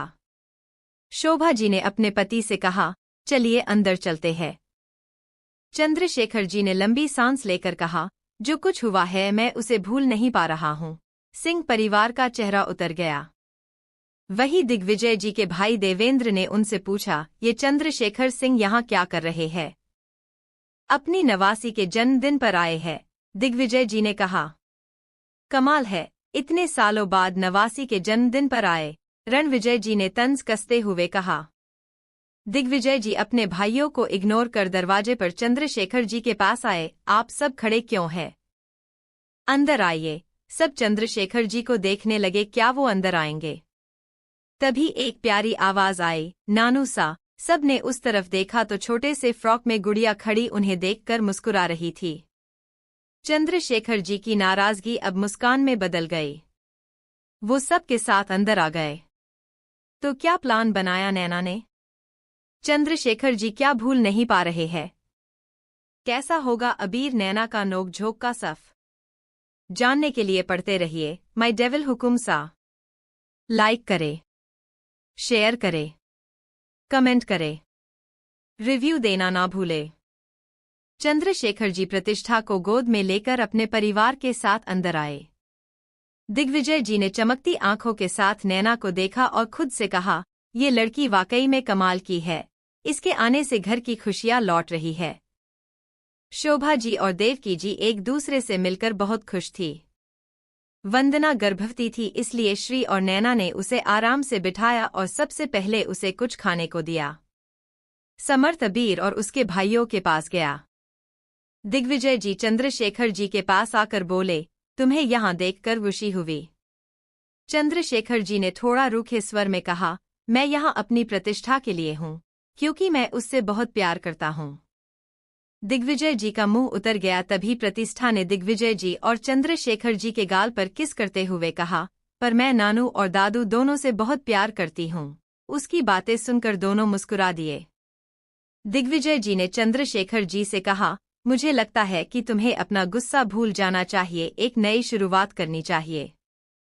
चंद्रशेखर जी ने ठंडी आह भरी और कहा, मैं भूलना चाहता हूँ, पर मैं नहीं भूल पाता कि शेखावत परिवार मेरी बेटी की खुशियों का कातिल है। दिग्विजय जी मायूस हो गए। देवेंद्र जी ने कहा, चंद्रशेखर जी, कहने के लिए हमारे पास भी बहुत से शब्द हैं, पर। तभी दिग्विजय जी ने देवेंद्र से तुरंत रोकते हुए कहा, देवेंद्र, बस बहुत हो गया। आज की पार्टी में सारे मेहमान मौजूद हैं। गड़े मुर्दे उखाड़ने की जरूरत नहीं।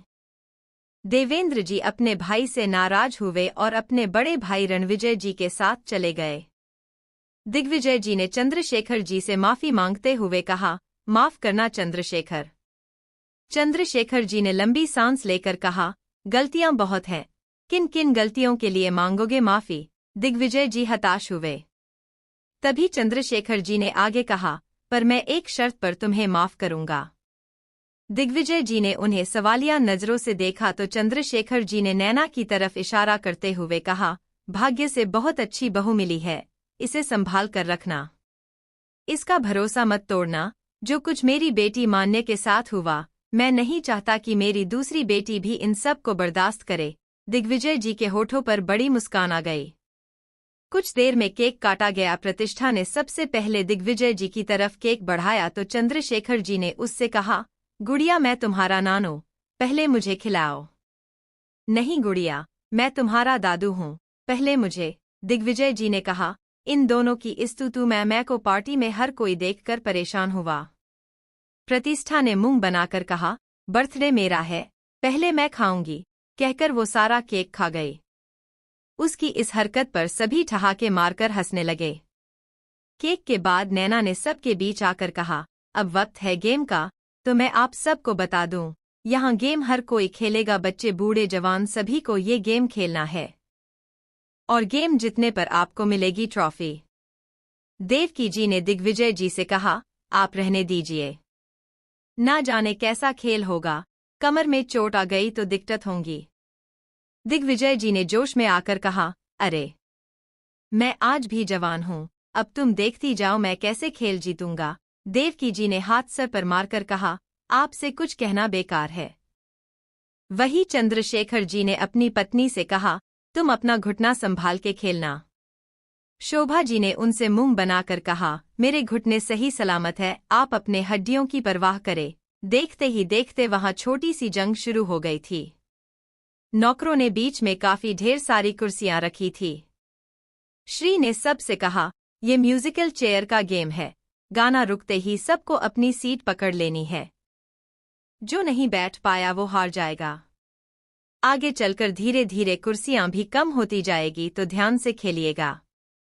अद्रिका ने अबीर की तरफ देखा और सोचते हुए कहा, इस नैना की बच्ची ने क्या नौटंकी मचाई है, अब मैं अबीर जी को कैसे अपने करीब करूं? उसके लिए हम दोनों को हारना होगा। म्यूजिक शुरू हुआ, सभी लोग इस खेल को खेलने लगे। वंदना जी बैठकर सब कुछ देख रही थी। म्यूजिक की कमांड उनके हाथ में थी। तभी म्यूजिक रुका और सब अपनी अपनी कुर्सी पकड़ लेते हैं। बाली ने झुंझुलाते हुए कहा, मिराक्ष भाई सा आप मेरी गोद में क्यों बैठे हैं? मिराक्ष ने इरिटेट होकर कहा, चुप कर, मैं आउट हो गया। कहते हुए मिराक्ष गेम से बाहर हुआ। मिराक्ष के साथ भूपेंद्र जी, रणविजय जी, देवेंद्र जी, केतकी बुआ, दादी सा समर्थ काफी लोग आउट हो गए थे। कुर्सियां कम कर दी गई और फिर गाना शुरू हुआ। नैना ने अबीर को देखा तो अबीर ने उससे इशारे में गेम पर ध्यान देने को कहा, पर जैसी ही म्यूजिक बंद हुआ इस बार अबीर और श्री आउट हो गए। नैना तो अबीर पर खूब हंसी, अद्रिका भी आउट होकर बाहर आ गई। केतकी बुआ ने अबीर की तरफ जूस का ग्लास बढ़ाया और कहा, अबीर, नैना ने ये जूस काफी अच्छा बनाया है, तुम पीकर देखो। अबीर ने सामने गेम को देखते हुए जूस पी लिया। दादी सा ने अद्रिका को इशारा किया तो अद्रिका मुस्कुराते हुए अबीर के पास आ गई। वही काफी सारे लोग हर राउंड में आउट होते जा रहे थे। अबीर नैना और गुड़िया के गेम को एंजॉय कर रहा था कि उसे अजीब सा फील होने लगा, तो वो एक्सक्यूज करते हुए हवेली के दूसरे हिस्से में आ गया। अद्रिका भी सभी की नजरों से बचते हुए अबीर के पास चली गई। केतकी बुआ ने सामने नैना की तरफ देखते हुए दादी सा से कहा, मासा अब हमें नई बहू अद्रिका के आने की तैयारी शुरू कर देनी चाहिए। दादी सा के होठों पर तिरछी मुस्कान थी। नैना खेल में व्यस्त थी, तभी ना जाने क्यों उसके दिल में बेचैनी से होने लगी। उसने सामने की तरफ नजर किया तो अबीर नजर नहीं आ रहा था। नैना ने खुद से कहा, ये कहाँ चले गए? कहते हुए नैना रुक गई और उसकी कुर्सी पर मीरा आकर बैठ गई। ये क्या भाभी सा, आप आउट हो गई? श्री ने कहा तो नैना को होश आया। उसने देखा तो मीरा उसकी कुर्सी पर बैठ गई थी। नैना ने मीरा और श्री से कहा, प्रतिष्ठा का ख्याल रखना, मैं अभी आई। कहकर नैना गेम से बाहर हुई। केतकी बुआ ने नैना को आउट होकर अपनी तरफ आते देखा तो दादी सा से कहा, अरे ये तो यही आ रही है। दादी सा ने केतकी से कहा, इसे किसी काम के व्यस्त करना होगा। नैना मिराक्ष के पास आई और पूछा, अबीर जी कहाँ है? मिराक्ष ने यहाँ वहाँ देखते हुए कहा, अभी तो यही थे। तभी केतकी बुआ ने नैना के पास आकर कहा, नैना, मासा के लिए खाना निकाल दो, उन्हें वक्त से दवाई भी लेनी होती है। नैना ने केतकी बुआ को देखा और कहा, जी बुआ सा, मैं अभी खाना निकाल देती हूँ, तब तक आप टेबल पर बैठे। कहकर नैना किचन में खाना निकालने चली गई। नैना किचन में खाना निकालते हुए कह रही थी, पता नहीं आजकल क्या होने लगा है मुझे, अबीर जी दिखाई नहीं दे रहे हैं और मेरी ये बेचैनी मुझे परेशान कर रही है। वही कमरे में अबीर के सर पर नशा हावी होने लगा था। उसे सब धुंधला दिखाई देने लगा था। अद्रिका ने अबीर को बेड पर बिठाया और फिक्र जताते हुए पूछा, अबीर क्या तुम ठीक हो? अबीर ने अपना सर पकड़ते हुए कहा, मेरा सर भारी क्यों हो रहा है? अबीर की आंखें काफी बार बंद हो रही थी। अद्रिका ने उसे बेड पर लेटाते हुए कहा, अबीर, चिंता मत करो, मैं यही हूँ। नैना, मुझे नैना चाहिए। नैना, नैना, कहते हुए अबीर भारी सांसें लेने लगा। अद्रिका ने नैना का नाम सुनकर चिढ़ते हुए मन ही मन कहा, इसे तो बेहोशी में भी नैना चाहिए, कहकर अद्रिका अपना दुपट्टा कंधे से सरकाने लगी। अद्रिका ने अबीर के पास बैठते हुए कहा, अबीर जी, मैं यही हूँ आपके पास। अद्रिका ने बिल्कुल नैना की अंदाज में कहा, जिस वजह से अबीर जो सोचने समझने के हालत में नहीं था, वो अद्रिका को नैना समझने लगा। नैना, तुम आ गई, कहते हुए अबीर ने उसका हाथ पकड़ा। अद्रिका में उसे नैना नजर आने लगी थी। अद्रिका ने अबीर का हाथ अपने गालों पर रखा और उसके करीब जाने लगी। कुछ घंटों में पार्टी खत्म हो गई थी। मेहमान खाना खाकर जा चुके थे। अब सिर्फ परिवार के लोग ही घर में मौजूद थे। दिग्विजय जी ने पूछा, ये अबीर दिखाई क्यों नहीं दे रहा है?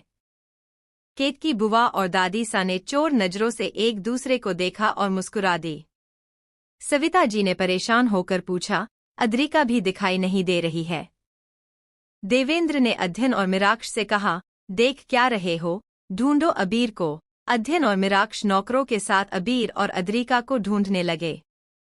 नैना भी अध्ययन और मिराक्ष के साथ अबीर को ढूंढने लगी। अध्ययन एक कमरे के पास से होकर गुजरा तो उसे कुछ अजीब लगा।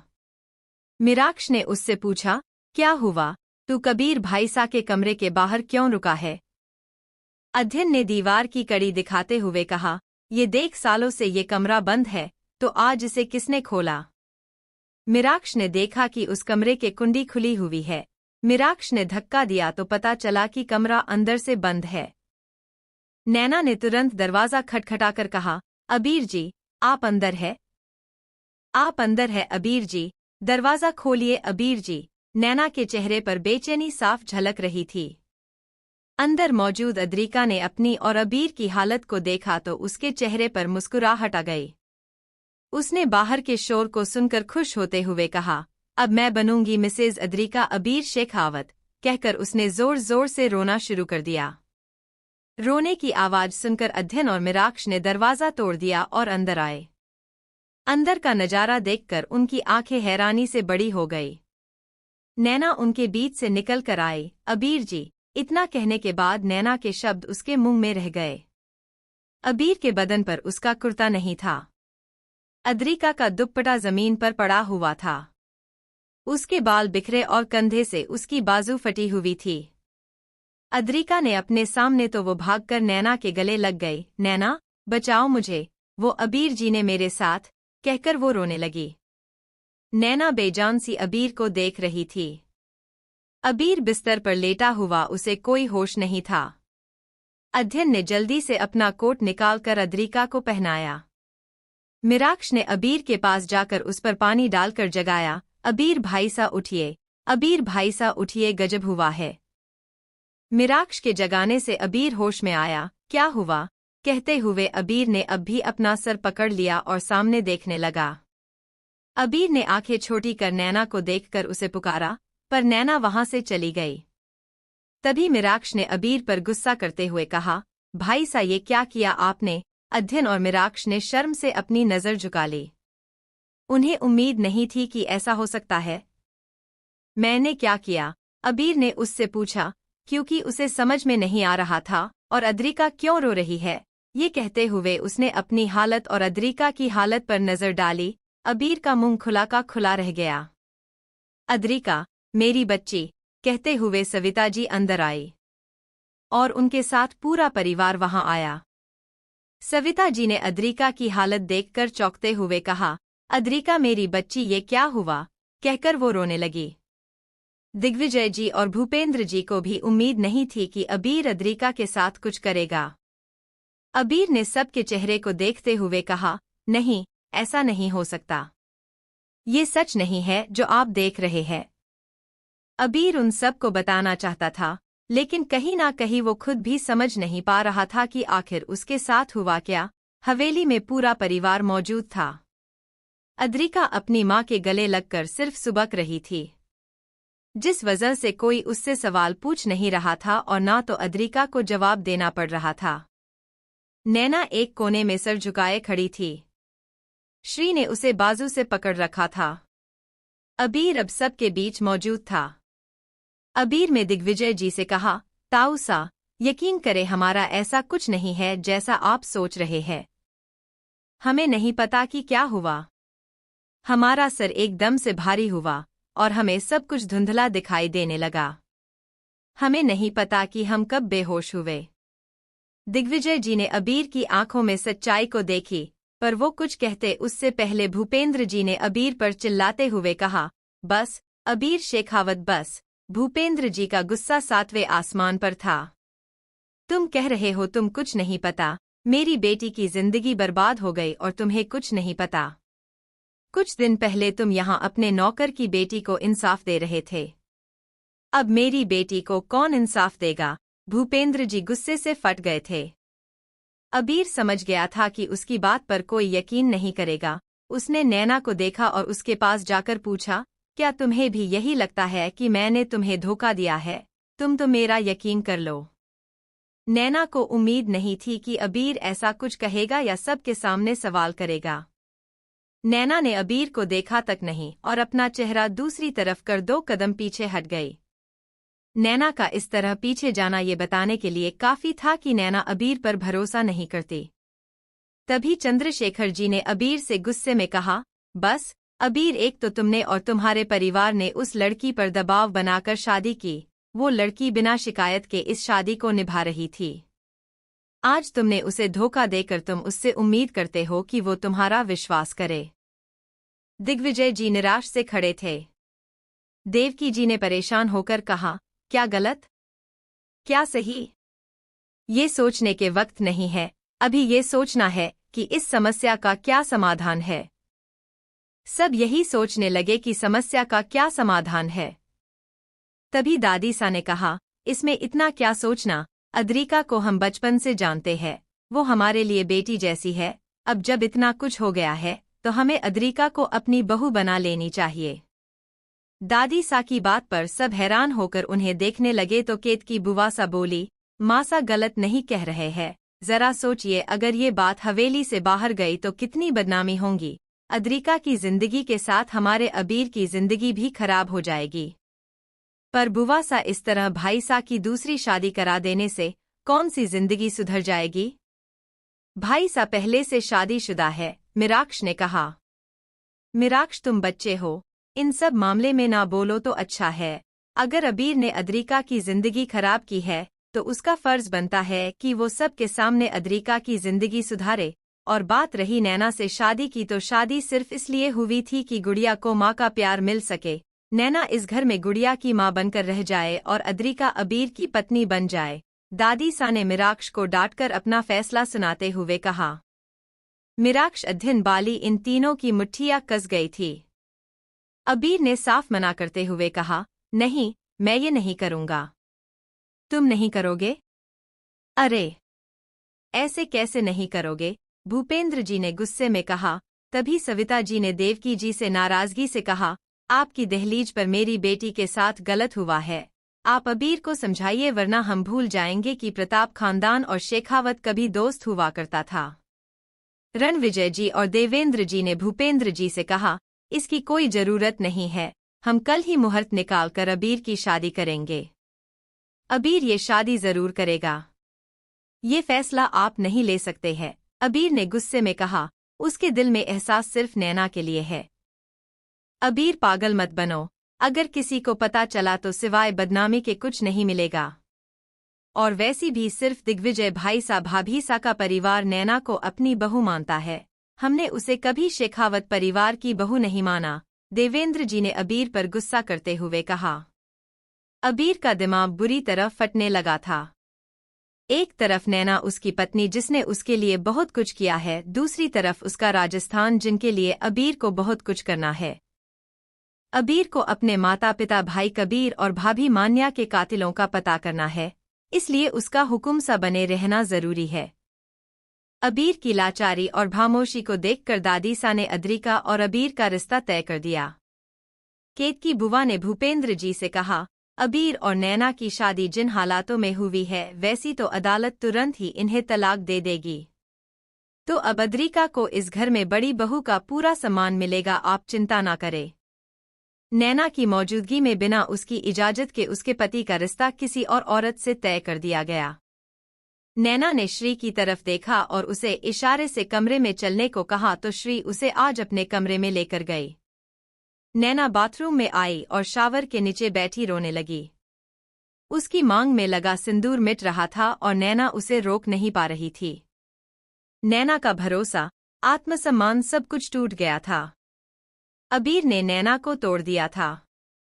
वही अबीर इस वक्त कमरे में शावर के नीचे मौजूद था और गुस्से से वो बहुत गहरी सांसें लेते हुए दीवार पर मुक्के बरसाए जा रहा था। अबीर ने गहरी सांस लेकर कहा, नहीं, ऐसा नहीं हो सकता, मैं नैना को खुद से दूर जाने नहीं दूंगा। अबीर ने आंखें बंद करते हुए सिर्फ नैना को याद किया और उसके दिल पर उसकी सनक सवार हो गई थी। उसे नैना के साथ बिताए हुए पल याद आने लगे। नैना की शरारत और उसका उसे मोगली कहना, उनकी नोक-झोंक सब अबीर के आंखों के आगे किसी रिल फिल्म की तरह चलने लगी। मीराक्ष, बाली और अध्ययन ये तीनों छत पर शराब पी रहे थे। मीराक्ष ने अध्ययन से कहा, कल पंडित जी आएंगे और दादी सा 1 हफ्ते के अंदर भाई सा की शादी करवा देगी, उससे पहले हमें कुछ करना होगा। मैं नैना भाभी सा के अलावा अबीर भाई सा की जिंदगी में किसी और को नहीं दे सकता। अध्ययन भी काफी देर से यही सोच रहा था और उसने मीराक्ष से पूछा, अगर ऐसा है तो ये बता कि भाई सा का सर भारी कैसे हुआ? क्या उन्होंने कुछ खाया था या कुछ पिया था? क्योंकि ये सब तब हुआ जब भाई सा गेम से आउट हुए। मीराक्ष सोचने लगा कि उस वक्त क्या हुआ। बाली ने अध्ययन से पूछा, आपको लगता है कि ये साजिश है? अध्ययन ने लंबी सांस लेकर कहा, हाँ, ये मुझे साजिश लग रही है। और भाई सा ने कहा कि उनका सर पहले भारी हुआ फिर उन्हें धुंधला दिखाई देने लगा। इससे तो साफ जाहिर होता है कि भाई सा अकेले रूम तक नहीं जा सकते थे क्योंकि उनकी हालत वैसी नहीं थी। और हमारे पूरे घर में ढूंढने के बाद अबीर भाई सा हमें कबीर भाई सा के रूम में मिले। जाहिर सी बात है, सबको पता है कि उस रूम की तरफ और कॉरिडोर की तरफ कोई आता जाता नहीं है। साजिश करने वाले ने इस बात का पूरा फायदा उठाया है। बाली ने अध्ययन की चतुराई और उसकी समझबूझ की सराहना करते हुए कहा, वाकई में हुकुम सा के साथ रहते रहते आप उनकी तरह चालाक हो गए हैं। पर इस वक्त हुकुम सा इस हालत में नहीं है कि वो किसी साजिश को समझ पाए। याद आ गया, मीराक्ष ने एकदम से कहा। अध्ययन और बाली उसे सवालिया नजरों से देखने लगे। मीराक्ष ने कहा, बुआ सा, उन्होंने भाई सा को जूस ऑफर किया था।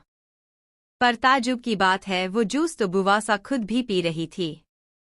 उन्हें कुछ क्यों नहीं हुआ? अध्ययन सारा खेल समझते हुए बोला, क्योंकि साजिश की गोली जूस में नहीं अबीर भाई सा की ग्लास में मिलाई गई होंगी। मीराक्ष और बाली हैरान रह गए। उनके आंखों के आगे ये सब कुछ हो गया।